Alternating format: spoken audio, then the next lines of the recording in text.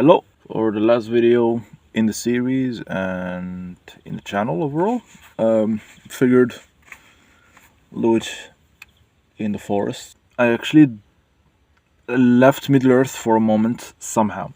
I'll explain. The greatness of Christopher Tolkien, the son of the professor, was he published as standalone books, writings of his father, outside the legendarium. Because he was a linguist, he was fascinated by history and culture, and he wrote many things. I believe I have them all. And these are the books, and I'll go through them very briefly. This is Tree and Leaf, and it's one of my favorite books that have the Tolkien name on it. It contains an essay that is absolutely fantastic. I think I'm not the only one who gets shivers when reading it, and it's called On Fairy Stories. You have on it a lot of Tolkien's thoughts and how he views fantasy, the decadence of modern life, allegorical, I don't know, like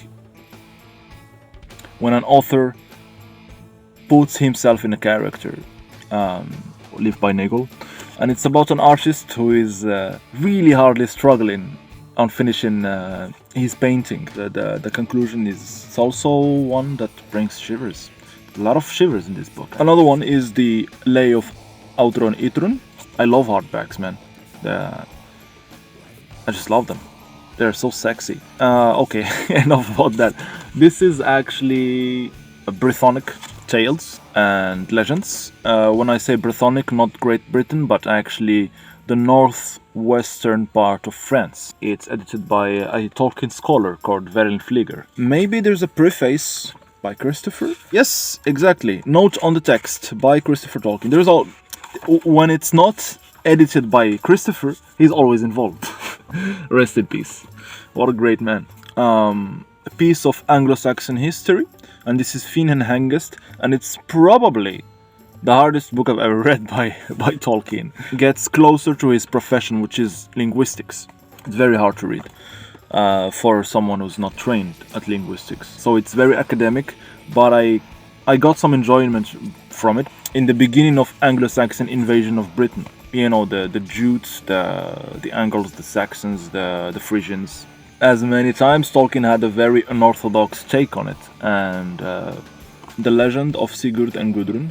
And this is clearly up north, Norse mythology and legends. It's one I have to reread because for some reason I don't remember much from it. The Fall of Arthur and Sir Gawain and the Green Knight. Those are Arthurian legends. One nice thing they always include in the beginning of these books is the actual manuscript by Tolkien in his very, very complicated handwriting. Beautiful. Surprisingly, this one had a lot of humor in it. Don't get me wrong, it's not comedy. Far from it. It's very elegant. There's this hazy feeling in the story. We can classify it as a fairy story, clearly.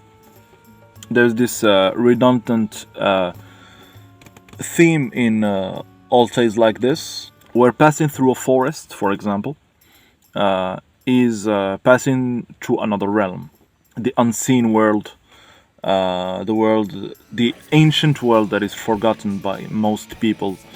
Somehow the Sir Gawain passing through it is him acknowledging the existence of that unseen world. Mixture between paganism and Christianity.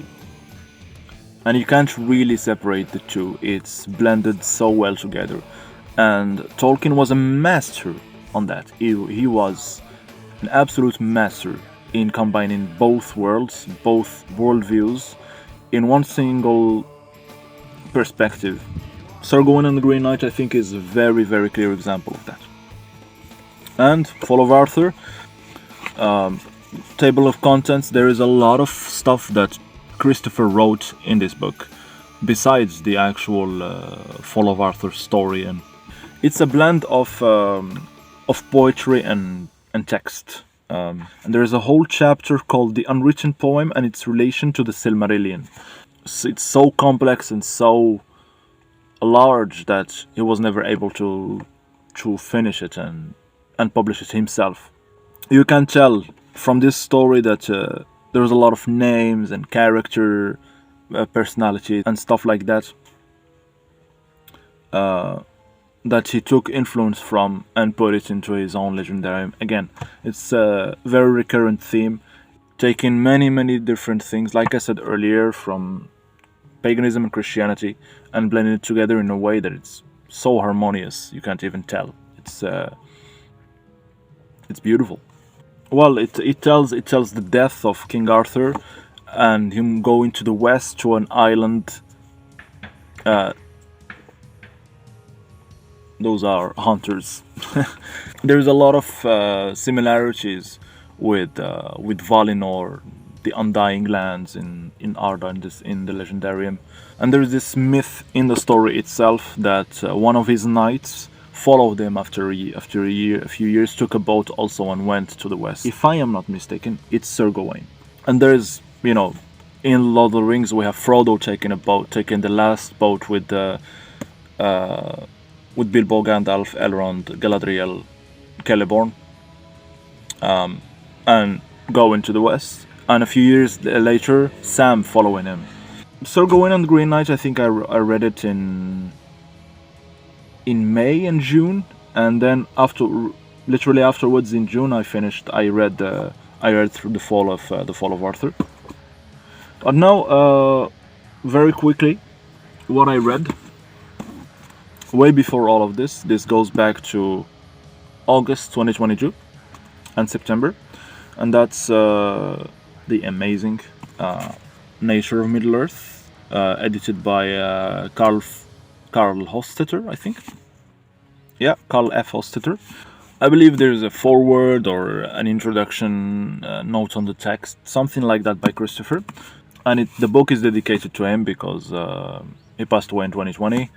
It's pretty big, and it's already, a few months later, it was already considered as the 13th volume of the history of Middle-earth by Christopher, because it follows the same scheme. Basically, it's just fragments and unfinished texts, and old versions of text that were finished, things like that, alternative versions, just small notes here and there, things like that. It's full of that. It's absolutely full of that, and it's very close to the 12th volume of the history of Middle-earth called The Peoples of Middle-earth, and this is the nature of Middle-earth. So it's a play of words. It's the nature meaning the landscape, and the nature in terms of spirit and metaphysical nature. The story goes back actually to the 90s, where Christopher took a lot of manuscripts that his father wrote in the last few years before his death, before he passed away, lended it to Carl and said, just do it. I don't want to deal with that. And Carl took 25 years to work through it. On and off, of course. But that's dedication, man. 25 years. There's many things that we know here that made many adaptations, for example, things in adaptations obsolete, like the Numenorians having beards. They shouldn't have beards. We know it from here. Things like that. It's just some small details, some big stuff. How to calculate some calendars, for example, throughout the ages. Okay, now going back to what I actually read this past August and September, November, and now December. I took it slow, quite slow, with the Fall of Numenor. So we had The Nature of Middle-earth that was published, then we had The Fall of Numenor, and then the book that I'm reading right now that I'll talk about. The Fall of Numenor, there is absolutely nothing new in it. It's a compilation. Not very happy with it, to be honest. It's, don't get me wrong, it's not bad. It was quite fun to read. Edited by Brian Sibley, by the way, forgot. A quite known person in the Tolkien community, because he did the adaptations. The BBC, I think from in the 70s or 80s, BBC drama theatrical radio show around the Lord of the Rings. It was very good, quite iconic. And he worked with Peter Jackson on the movies, stuff like that. A very known person in Tolkien, in the Tolkien world, and not a scholar, but pretty well loved and respected. And he edited this book. The idea was to compile absolutely everything we know from the Second Age of Middle-earth and Numenor. The thing is that not everything is here, so it doesn't make any sense. I said in the previous video that I didn't read much from the 12th volume of History of Middle-earth yet, but I read small chapters here and there, and mostly from the peoples of Middle-earth. And I know that there is a tale called Tal Elmar, or more or less left with an open ending. But it's a very nice tale. I love it, and it's not here. Why? I don't understand it. I don't get it. It just makes the whole thing pointless. He gathered absolutely everything. This book would be amazing to me. When I'll read through the history of Middle-earth, I'll find more stuff that is not here, and it's frustrating as hell. It doesn't make any sense, and it's not like he didn't have the rights to go through it or anything. No, there is actually stuff from the peoples of Middle-earth here, but Tal Elmar is not. Why? There is even a appendix about like a small summary of what happened in the Third Age. Why? I don't want that. This is a book about the Second Age. Give me Tal Elmar and leave the Third Age away. Jesus Christ, what the hell? I don't get it. It's annoying. Illustrations by Alan Lee. I was going to say Ted Natsmith. There's sketches, but there's also like full illustrations. The artwork itself is absolutely amazing. You can even see Sauron here. Look at that. Look at the detail. This is the wave crashing Numenor, and this is Sauron before he goes away with it. Full on inside too. It's gorgeous. The book is gorgeous. That we cannot deny. The last book I want to talk about that I'm reading right now, and I'm really enjoying it, but never published commercially, I mean. And this is the Battle of Maldon, together with the Homecoming of Beartnoth and more stuff.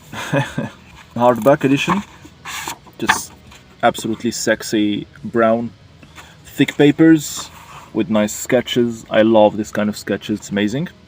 It's lacking the little thingy that I don't know what we call this thing here, right here, to mark the page. I don't know why it's not there. That's a bummer. Just started it, like I said. If I can relate it to one of the books I just talked about, it's gonna be Finn and Hengest, because this is another Anglo-Saxon tale. Already I can see like a lot of inspiration, especially of course with Rohan and the Rohirrim, because the Rohirrim are Anglo-Saxon, period. The Homecoming of Beartnoth I already read. I think it was published on Tree and Leaf that I showed earlier. There's also essays in here, like the tradition of versification in Old English. The book is edited by Peter Grabowskas.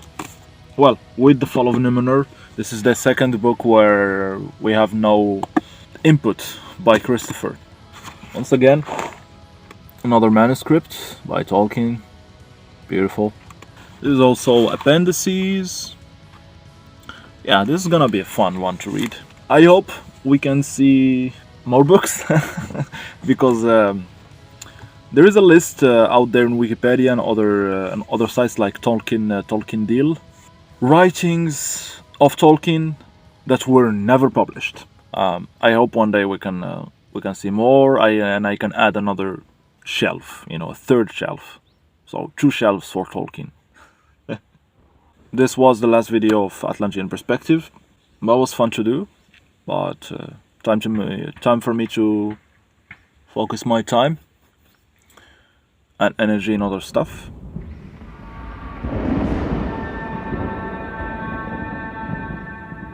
As always, good luck. I'm out of here.